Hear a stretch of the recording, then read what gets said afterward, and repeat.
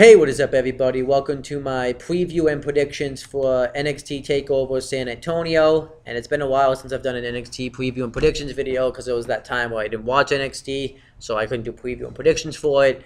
So I'm looking forward to doing it here.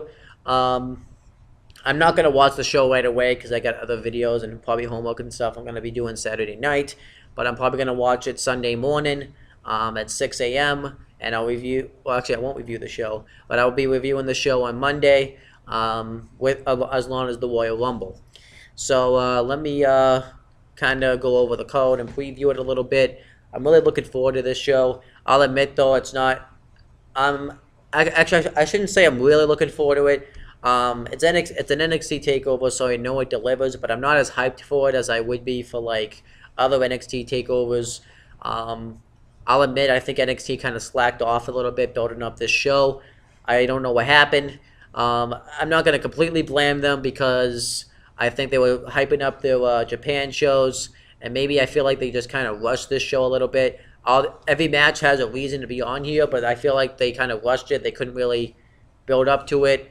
I don't know what happened. Normally they don't have it, because normally what happens is they don't have like an NXT takeover 2 months afterwards. I think that's kind of what happened. I think they're not normally NXT takeovers don't come every 2 months. It's about every 6 months about. So I think that's kind of what happened. Because had they had more time, they could have maybe made the show. I know they've had 2 months, but NXT kind of doesn't operate that way. I think also too, like I said, they were kind of they were at the end. They kind of started setting up matches towards the end, and I think it just kind of hit them really fast. And I actually have to keep reminding myself there's an NXT takeover, which I kind of hate. Maybe too because I'm looking forward to more of the Royal Rumble than I am NXT takeover this time around. So maybe that's kind of what the weird thing is. I actually am. I think I'm actually looking forward to the Rumble a little bit more than actually way more than NXT takeover. And I think the Rumble has just been talked about so much. This kind of took a second seat. So that's kind of how it is. So, but I'm gonna go over these matches. The show, it looks actually as an on-screen paper and match quality looks very good though. So I'm not gonna trash it there. But let me just kind of go over these matches. We have Roderick Strong versus Andrade Cien Almas. This feud's okay. It makes sense. It's a way to introduce both Strong and Almas, so I don't mind this feud. You have Roderick Strong, who eliminated Andrade Cien Almas from the Fatal 4 match a few months ago, and you also have but they haven't really done anything big as a feud though. But if I had to pick a winner, I'm gonna say Roderick Strong because he is like a new guy in NXT. And I think they really want to push him. I see him becoming a future NXT champion at some point. So I think Roderick Strong is going to pull out the victory.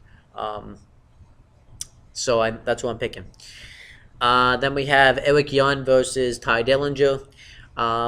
You have Ty Dillinger, who has always come this close to getting the big victory. He keeps slipping up short every time, but it helps him get over. And you have Eric Young, who's recently been tearing it up with Sanity. And pretty much this feud goes back, I would say, maybe a few months from when Sanity first bursted on the scene and completely laid out Ty Dillinger. And they've just been doing it pretty much since they've come to NXT. So this is kind of like the blow-off of that feud. And if I had to pick a winner, they both could really use the win. Eric Young just would help him really look dominant, make Sanity look really strong. And then obviously you can have Ty Dillinger continue to get frustrated saying he can't get that win. But you have Ty Dillinger, who, if he does get that win, it would finally launch him into superstardom, I think. So I actually think Ty Dillinger is going to win. I don't really think Eric Young needs the win. He's the veteran in the business, and he's been around for a while, and I don't think it's going to hurt him too much if he loses. I think Ty Dillinger needs to win a little bit more. Then we have the Fatal 4 match for the NXT Women's Championship. NXT Women's Champion Asuka versus Nikki Cross versus Billie Kay versus Peyton Royce. This match I'm pretty looking forward to. I don't know why Nikki Cross is in this match. It's really too soon for her to get this match. She hasn't been in NXT all that long. She's had like 2 matches, and she's just not ready. She's not good. Billie Kay and Peyton Royce, they've actually been properly building up for this spot.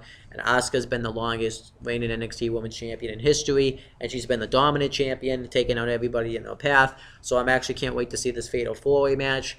And you could have, and I totally see Asuka retaining the championship. I don't think she's going to lose it. I think she's going to lose it to NXT Takeover Orlando.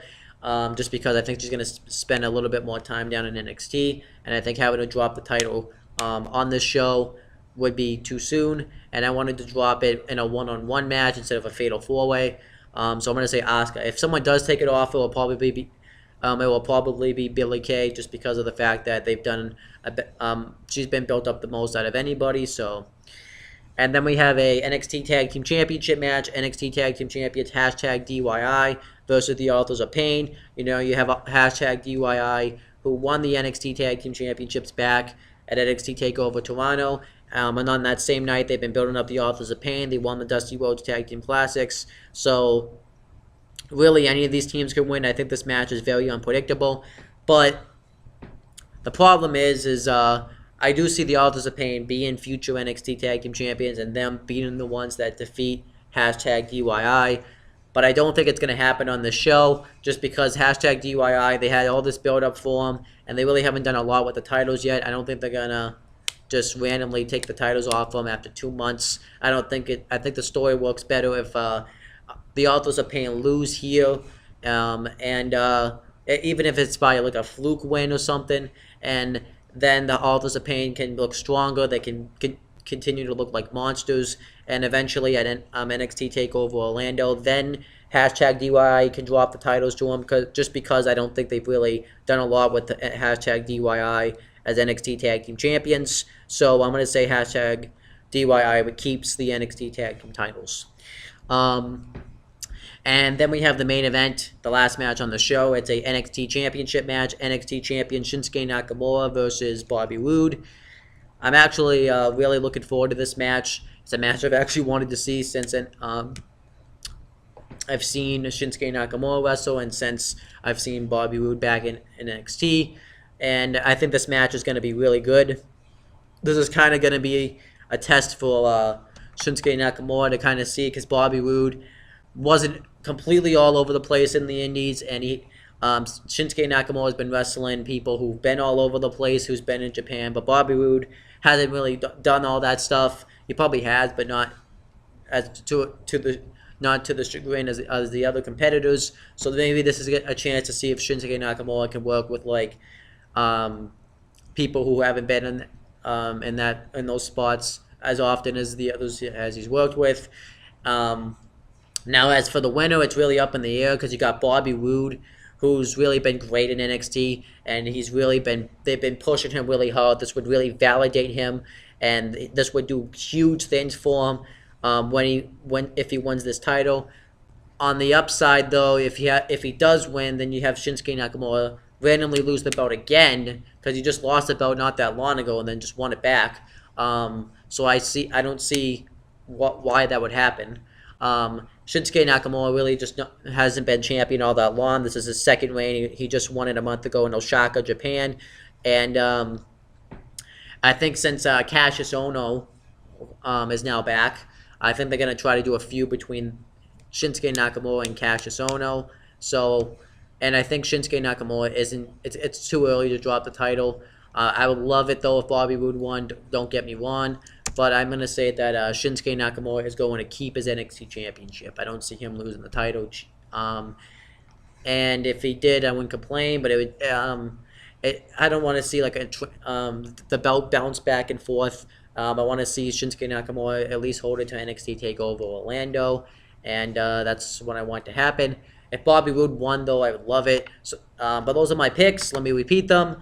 So I predict that Roderick Strong is going to beat Adonis Giannomas.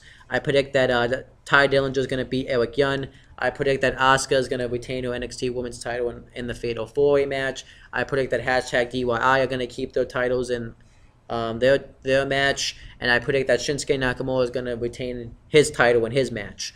And that's pretty much it, guys. Make sure to subscribe to my channel. Leave your thoughts and predictions for the NXT Takeover Orlando. And that's pretty much it, guys. I'll talk to you guys later.